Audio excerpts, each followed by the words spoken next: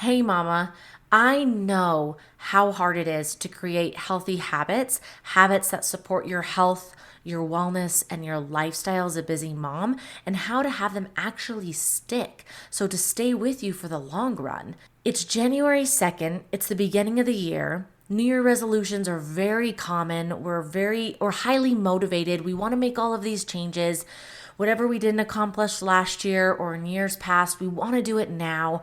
Maybe you're newly postpartum, maybe you're pregnant, maybe you're 3 years postpartum. Whatever it is, you want to start creating healthy habits and you want them to last. And you want them to also be super easy. You don't have to think about having to do all of these new behaviors and make them stick. So that is why I created this free 4-week challenge. So throughout the month of January, we are starting the Start Strong Challenge. Again, it is 4 weeks. It's totally for free and you can start it right now. Throughout the month of January, I will be releasing additional episodes to help you on this journey. And this is going to be in addition to everything else that you're getting within the challenge. So within the challenge, you are getting workbooks, you're getting worksheets, you're getting recipes, workouts, and things to help you build habits and stay successful for the rest of the year and beyond, as well as throughout the different stages of your life as a mom, because we know there are so many different stages and it can be really hard to stay consistent with our behaviors and with our supportive habits. When you first enroll in the challenge, you're going to get a workbook with all of the information about the challenge, as well as the free check-ins within the community. So be sure to check that out. When you click the link and you submit your email to enroll in the challenge, you're going to be getting an email to confirm your subscription. Make sure you confirm it, and then you'll be getting that workbook PDF right then and there. Today, we are going to discuss the psychology of habit formation and why mindset is key for long-term success. So if you are ready to do the work, grab a notebook and pen, and let's dive in. Welcome to the Strong and Nourished Mama podcast. If you're tired of wondering what healthy meals to make, feeling like you're running on empty, or struggling to make exercise fun and achievable, you are in the right place. I'm Val, a functional sports dietitian, prenatal and postpartum fitness coach, and a first-time mama. I've created a simple plan that lets you live healthy without strict rules, spending hours in the gym, and sacrificing delicious food while still having time for the things you love. It's time to embrace a fun, sustainable lifestyle where health is possible with a busy schedule, mama. So grab your coffee, settle in, and join me on this beautiful journey to becoming a strong and nourished mama. Let's dive in. The Start Strong Challenge has started. We are starting today and it's going through the rest of the month. I am so excited and I'm totally here for this. Each week, we're going to be introducing a new topic, and your worksheets are going to reflect that. So week 1, today, we're talking about the foundations for success. Week 2, nourish and energize. Week 3, movement and motivation. And week 4, balance and sustainability. How can we continue these habits, everything that we learned over the last month throughout the rest of the year? So let's get into it for today. Foundations for success. In your worksheet that you're going to be getting for this week, we're going to be really diving into your personal values. Now, in episode 11, as well as episode 4, I dove into why we need to take time to think about, write down our personal values, because this is our starting place. This is the foundation. We can't go anywhere else unless we start here. In your worksheet this week, there's plenty of room and time for you to be able to identify that. And we'll talk about that in the check-in, which is going to start next week. Our personal values are going to be really helpful because then when we create our goals, we can really identify why this is important to us. And so in your worksheet, you're also going to be getting space for you to go out in detail for the 5 whys deep. And again, I talked about this in episode 11. So the 5 whys deep is really getting to the root cause, the root reason as to why you want to lose weight, why you want to increase energy,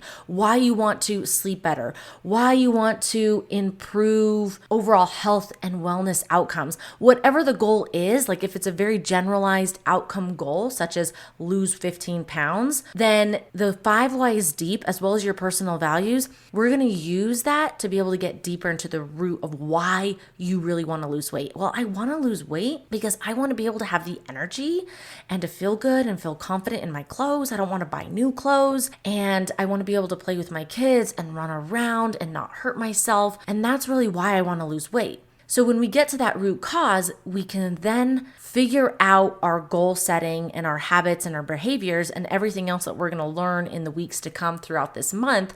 It's going to be that much easier. So we're going to be taking time to write out personal values, 3 to 5 personal values, your 5 whys deep, as well as writing your goals out. And we're going to get really specific into what your goal is going to look like and how you can set yourself up for success so that you can reach this goal. Again, in the worksheet, you're going to have plenty of room to be able to go over all of this, and I go into more detail. So we also have to talk about understanding habit loops. There's a science behind habit formation, and you may have heard of the habit loop. The habit loop is something that's going to be going on all the time for every single person. We first start with a cue, which initiates the behavior. Then we have a craving. It's the motivational force behind the habit. So without a desire, we wouldn't really have a reason to react or respond. And then after your craving is your response, the actual habit or behavior that you perform. This can be in the form of a thought, or it can be an action. And then we end the loop with a reward, the end goal of every habit or behavior. The cue is about noticing the reward, the craving is about wanting the reward, and the response is about obtaining that reward. So if your goal is to lose weight, we really have to break down what it's going to take to be able to get to that goal. And we understand our why. We understand why this is important to us, because if not, then it's going to be really hard for us to continue this behavior. So what is it going to take for us to lose 15 pounds? Well, I'm probably going to have to focus on my sleep. I'm probably going to have to make more food at home. I may have to start moving my body, exercising, walking more. And how am I going to get there? How am I going to utilize this habit loop, the cue, the craving, the response, and the reward to be able to get to where I want to be in 12 plus months from now? Let's take a step back. When we are setting our goals, I want us to shift away from these instant expectations, like, oh my gosh, these instant results of I am going to lose weight by the end of the month if I do this challenge. Probably not. Maybe, but probably not. I am trying to help you create behaviors, and we're going to work on your mindset so that you can continue the behaviors that you start so that they're easy. You can get up and go to the gym in the morning and it's easy. You can come home, make a delicious, healthy, supportive breakfast and it's easy. You can go to bed on time and sleep well because it's easy. That's what we're going to be working on. Because if you can do that, imagine where you will be in 12 plus months from now. Imagine you're going to be in a totally different place. And it's like, whoa. And that leads us to the power of small wins. These small incremental changes are going to lead to very big results. Very big results. After I had my baby girl, I was moving slowly. I started walking maybe 3 weeks after I had my baby, and I took things slow with recovery. I eventually went back to the gym. I was just doing body weight, focusing on my breath and the foundations, healing my diastasis recti, which is that ab separation. And then eventually I added some more weight. I added in some intensity. And even when I was 8 months postpartum, I was still recovering. I was still healing physically, mentally, emotionally. I wasn't running on a lot of sleep, but I was staying consistent with my behaviors. And when I look back at that time and compare myself now, which I'm 16 months postpartum, it is just a dramatic change. It is a big result that happened when I was just taking it day by day, week by week, month by month, and focusing on staying consistent. So the power of small wins is important. You got up and went to the gym today. You got up and went on a 5-minute walk. That is awesome. Let's celebrate that. And we're going to continue to talk about this in the weeks to come and really how to dissect this to make it that much easier. We also want to make sure we're shifting our mindset. So we want to have a growth mindset versus this fixed mindset. I want you to start to get curious. Maybe what you did in the past isn't going to work now. Now, for me, after having a baby, so you're growing a human for 9-10 months, you have a baby, that is big. It's amazing. It's also a lot for your body physically, nutritionally, and it's going to take time. But what you did before you were pregnant, it may not work for you postpartum, especially when we're talking about lifestyle and schedules. I used to go to CrossFit at 5:30 in the morning and then go into work. My lifestyle and my days look totally different. I need to take my daughter to daycare in the mornings, so I needed to change up my workout routine. I needed to do things here at the house, in the garage, and then find a gym that was a lot closer. I had to change those up. Nutrition had to change a little bit. I want to enjoy my food, but I also want to be able to reach my goals. So how can I do that in a way that's not super restrictive? How can I focus on my protein and getting in some veggies, but still enjoy pizza and a beer or a glass of wine and a burger and not worry about, oh my gosh, I'm gonna gain weight? So I went out of town this last weekend and we were in Scottsdale. There's lots of delicious food in Scottsdale, and I definitely enjoyed pasta and a burger. I had a salad. I had a variety of different delicious foods, and not once was I thinking, oh my gosh, I can't eat this because I'm gonna gain weight. And that's because I'm focused on balance. So being able to eat in a way that I know that I enjoy, but that is also going to serve me in the long run.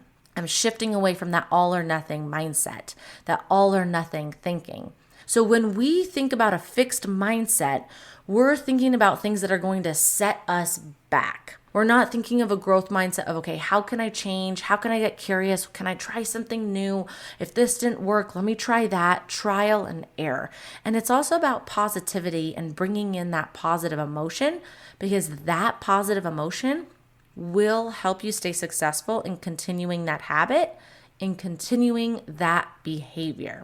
I've mentioned this so many times already. I'm going to say it again. It takes 3 positives to overcome 1 negative. So if you're like, man, I suck, you need 3 positives to overcome that, right? And if you keep telling yourself that, or if there's all of these negative emotions of, oh, I don't want to do this, then that's going to be really difficult. It's going to make it really hard for you to continue that behavior. We also want to make sure that we set clear and achievable goals. So this week in your worksheet, you're going to be getting space for you to write out your goals, and we're going to get really specific. We're going to take the time to break this goal down and align it with your values and your big why of why you want to reach this goal, why it's important to you. And we're going to make these goals very specific. We're going to make them achievable. We're going to make them so clear that you know exactly what you're doing. Because if you have the goal of, I need to eat better, I need to eat healthier, we don't know what that means. So we have to get more specific. Another thing that you're going to be getting in your worksheet is a space for you to track your progress.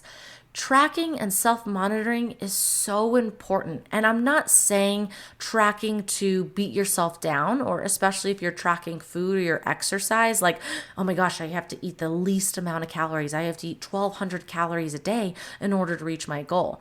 No, that's not what I'm saying. First of all, a 4-year-old eats 1,200 calories, so that's definitely not enough, especially as a busy mom. But when we track our progress and we self-monitor, we can actually see what's going well, what's not going well. Do we need to change things?